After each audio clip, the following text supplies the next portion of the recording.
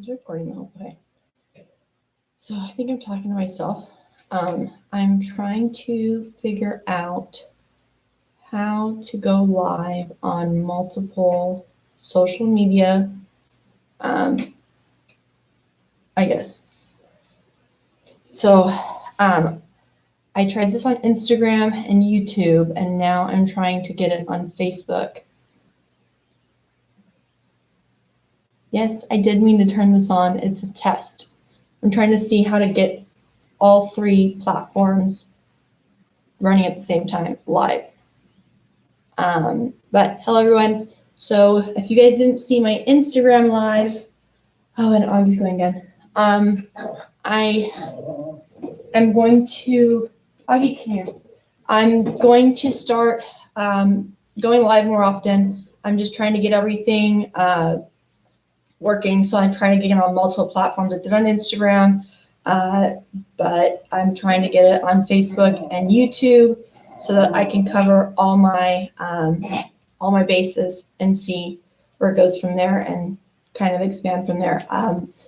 I am slowly starting to get back into the groove of things, and I was talking to somebody.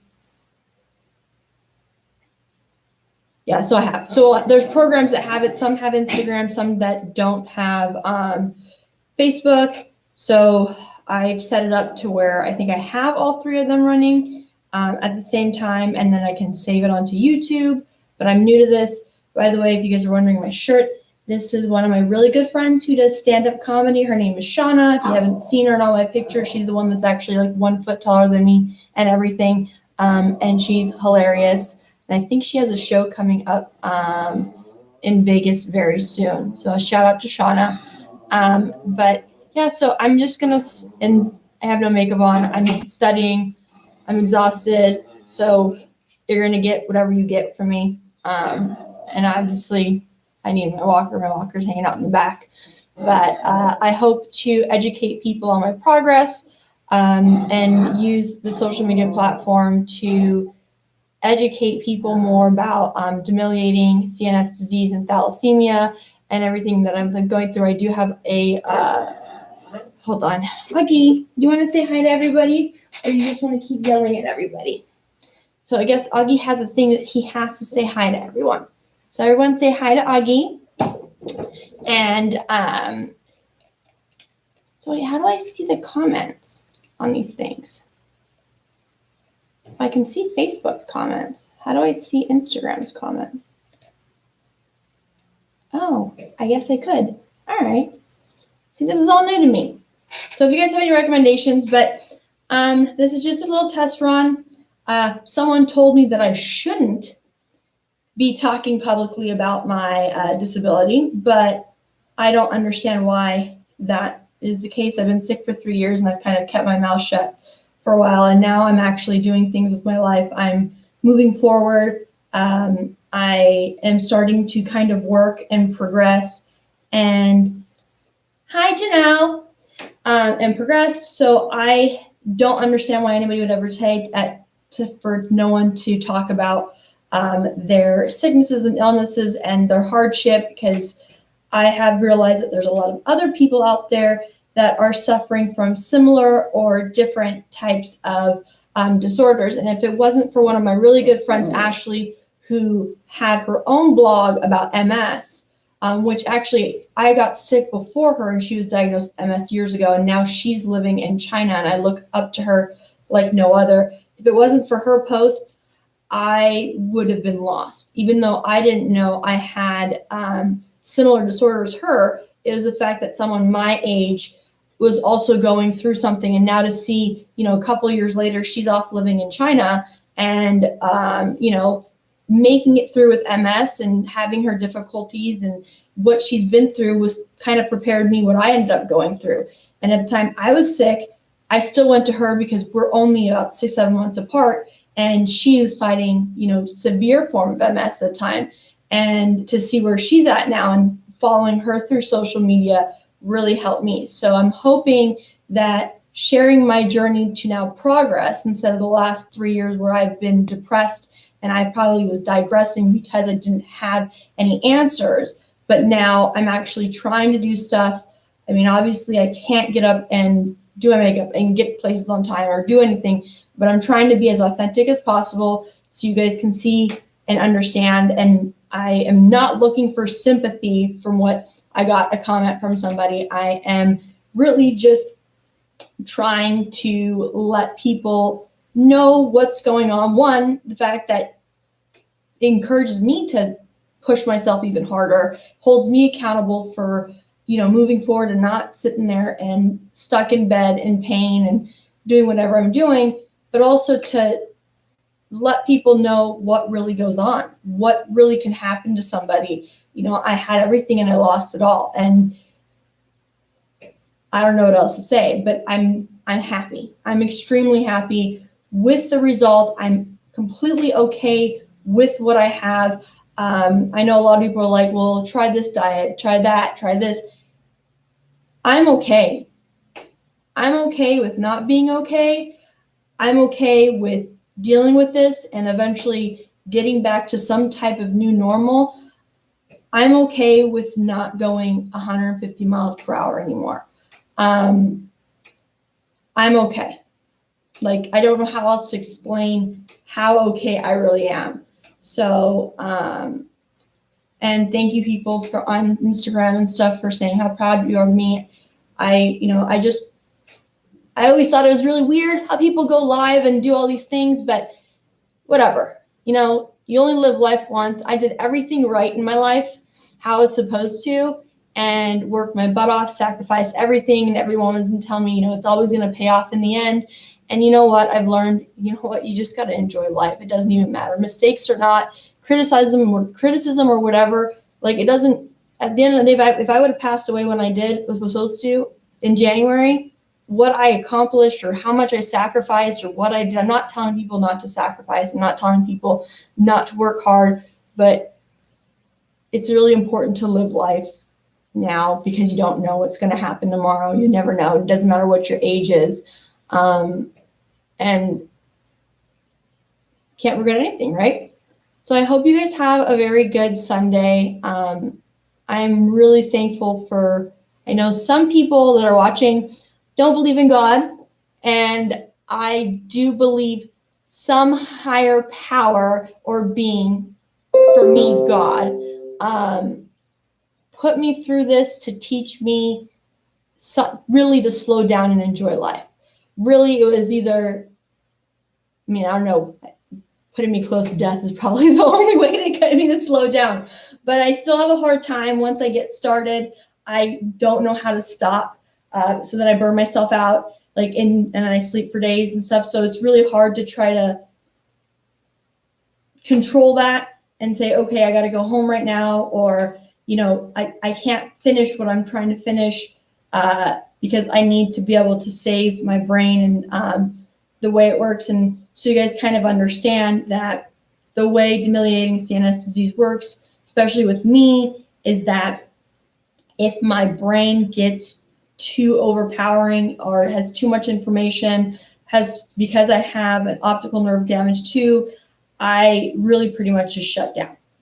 And then obviously when your brain shuts down, your nervous system's all screwed up. I usually get a lot worse at the end of the day at night, but in the beginning of the day, I'm pretty good, but I just really need to learn how to manage my time, manage my energy. And this is like, you're talking about not just stress, but visualization, how much I'm moving my eyes around, how much I'm moving my head around, how much my body's being active, or all different things that I have to be cognizant of and aware. And physical therapy's helped a ton. I mentioned before, I am off almost all my medication.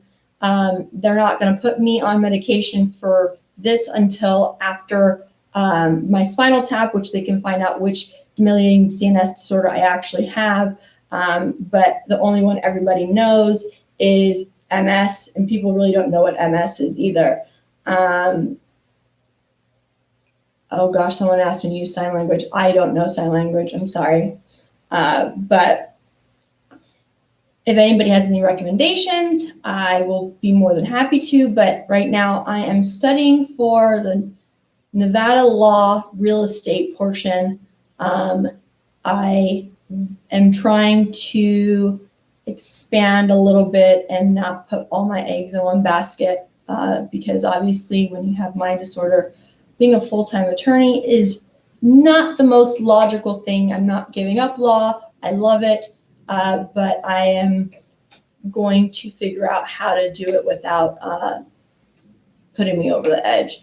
But my best friend Roya has brought me into getting into real estate. I could do real estate law. I now am working in an office, and who knows? I mean, never thought about a second career ever, other than at one point I wanted to be a politician, which that's not ever going to happen ever. But life throws things at you. Yeah. MS. So I'm not positive it's an MS. There's a couple different forms of Melian CNS disease, which is all MS falls under it. MS is just the most predominant one. And they all kind of affect your nervous system. I'll kind of try to find a way to be able to explain it better to people. The best thing I can kind of move you towards right now is if anybody knows Selma Blair. Selma Blair is probably the best person to I have a lot of similar symptoms as her. I don't know if I could ever talk when I have slurred speech. A lot of time I don't know I have it. My dad would know, or somebody else would be able to identify that I'm having slurred speech. So that's how I know that, I'm getting certain symptomatics. I don't know the scales that I have. Everybody has things that are different. Some people are symptomatic forever. Some people's symptoms progress and get worse. But I've been sick for 3 years, and they were telling me it's IBS. They were telling me, all these other things. And a lot of times these things are triggered through, like, a lot of times in women, it's pregnancy or something like that. And I think when I had the massive internal bleeding back in 2016, that's when we found out I had thalassemia and everything. That's what really caused the downhill spiral. But I'm still learning a ton. And now that my aneurysm is clearing up, that a dissection is clearing up, they can find out a lot more, because a lot of people are like, why is it taking so long? It's not the doctor's fault. They haven't figured out what's going on. They couldn't do the testing they needed to because I was on massive blood thinners and being closely monitored because of my blood disorder, to make sure that I don't have a stroke. Anyways, I don't know if people are calling me that are watching me live. So Carmine, I love you, but you can't call when I'm live. I'm not going to answer my phone. So anyways, I appreciate everybody who's messaging me and sending a whole bunch of nice comments and remarks. It's really hard to catch all the comments on every platform, so I got to learn about that. But yeah, I'm really happy to see comments from everybody, and I know that I've been pretty MIA for a while. I thought I was faking it. I was depressed. I was ashamed. But when you kind of find out that you're limited, but you know why, it kind of, I know you did just call me. You kind of makes it a lot easier. I'm not searching anymore.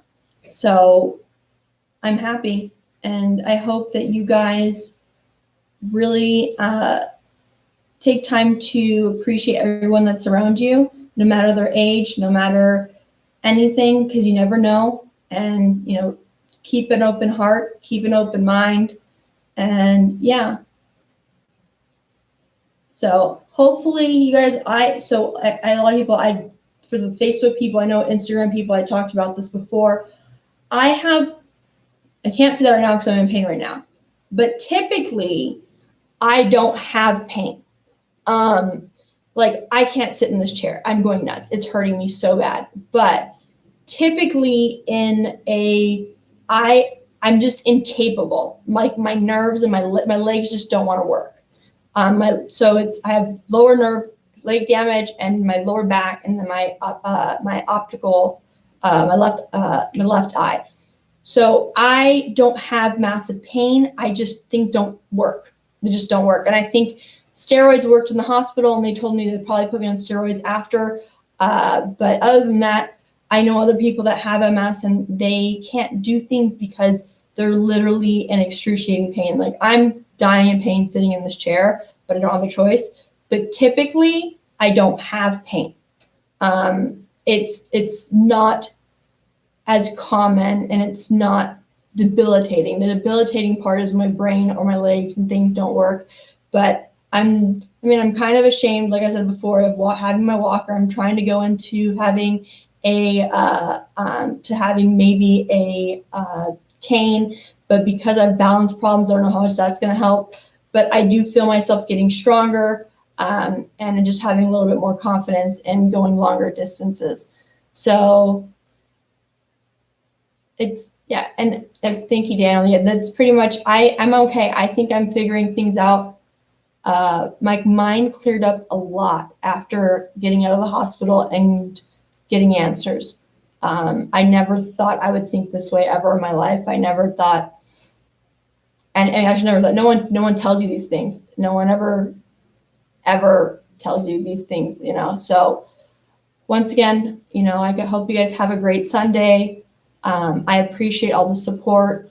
Hopefully you'll see a lot more things coming from me. And I want to make sure I don't miss anybody, but in my journey and developing a new career or multiple careers or something, doing something, not being useless. And I really got to say thank you to my cousin Hutan, who took me in after getting out of the hospital. I can't be left alone.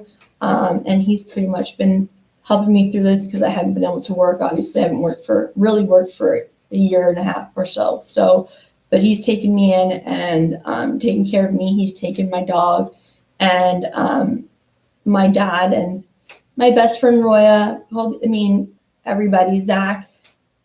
Just the list can just there's everybody. But I'm just saying, my cousin did take me in, and he has 3 other roommates, and he's been there for me and pushing me and being a really good support system when he didn't have to, and stepped up. My brother as well. So I will talk to you guys again later, and sorry for my flopped up hairdo and no makeup or whatever, and sorry, Roy, I don't have lipstick on, but love you guys. And I will talk to you guys soon. Okay.